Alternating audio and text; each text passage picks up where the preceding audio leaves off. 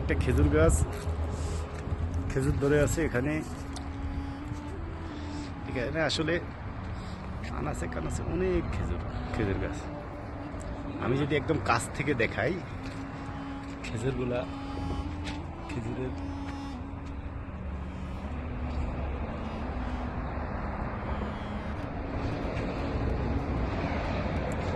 ছোট একটা খেজুর গাছ, এখানে অনেক খেজুর ধরে আছে।